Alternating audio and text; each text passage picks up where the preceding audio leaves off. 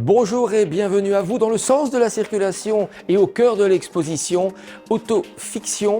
Nous sommes au Centre d'innovation et de design au Grand Orly.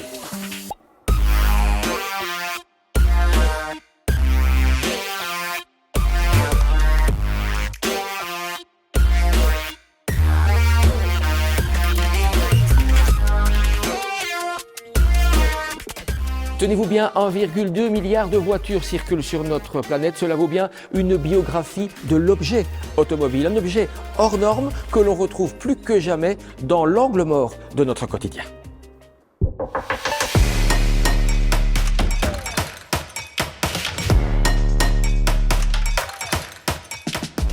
C'est une biographie de l'objet automobile, donc on va aller sur tout ce qui est autour de cet objet, c'est-à-dire les fictions qui sont rattachées à cet objet automobile, les façons dont on l'insère dans les questions des ressources, dans les questions des technologies qui sont en train de se développer, entre autres le numérique, qui a un impact colossal sur l'automobile et sur le changement de ses formes, etc.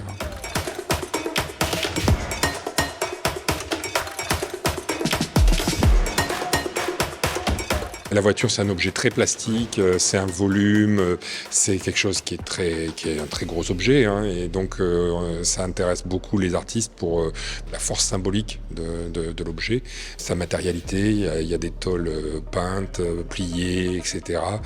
Donc on n'est pas loin de la sculpture, et c'est ça qui fait qu'il y a une attraction assez forte, mais aussi pour les usagers. Les gens aiment les voitures parce que quelque part c'est séduisant comme objet.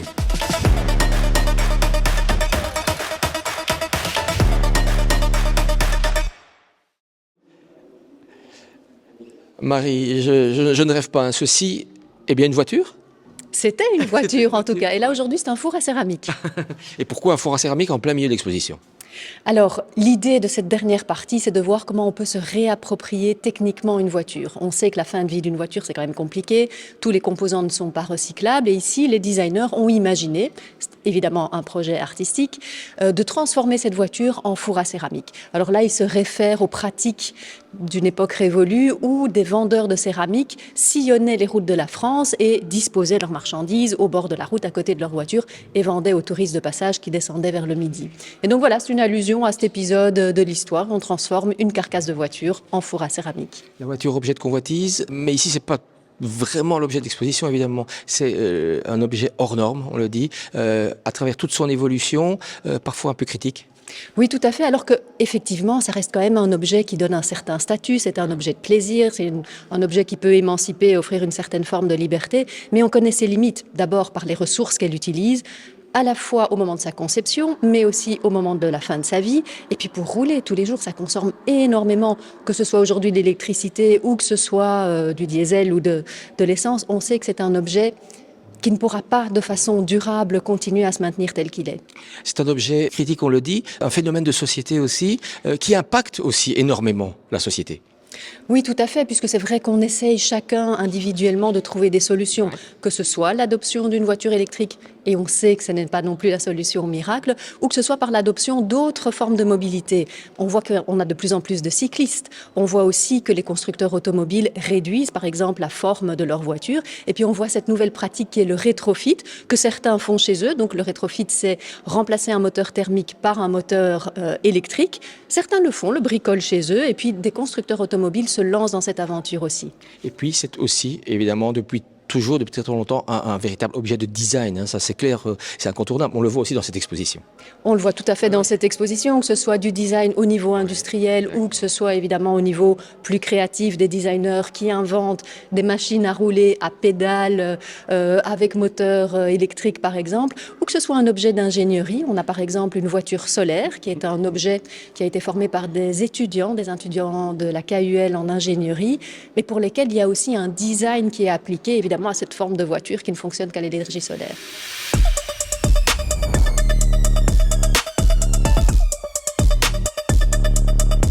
L'envol des cités, acte 2, après le rap de Nico, voici le rock de haut vol de Bastard, de quoi vous envoyer en l'air jusqu'à la semaine prochaine pour notre prochain rendez-vous, même heure, même chaîne et toute la semaine sur les réseaux sociaux. Et d'ici là, bonne route!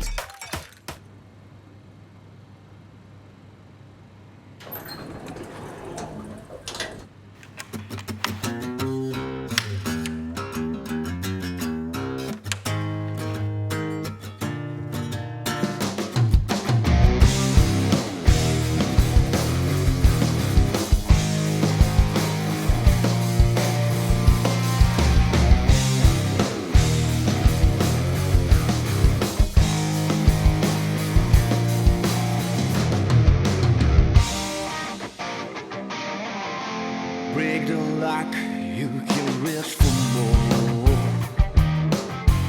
And you fed up breathing as before. How you feel till it pass? Burned by shit, fried by fire. What if lately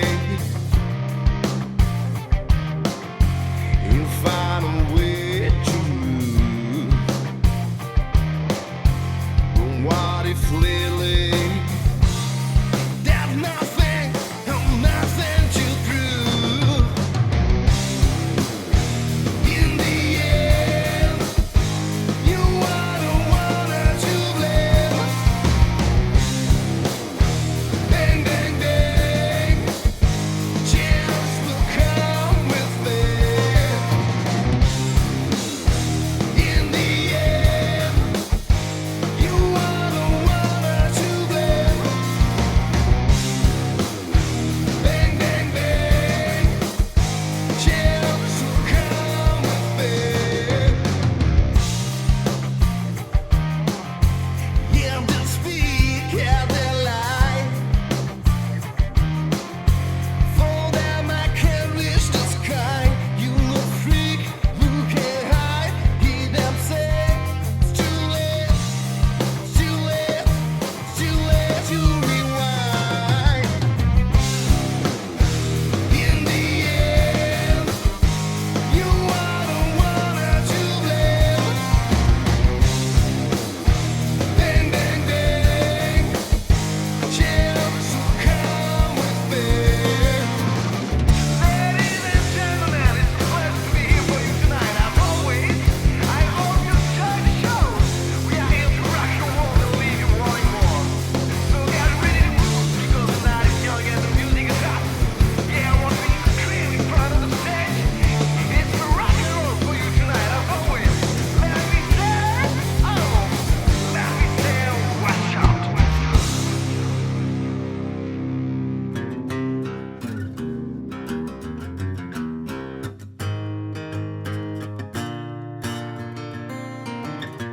Let me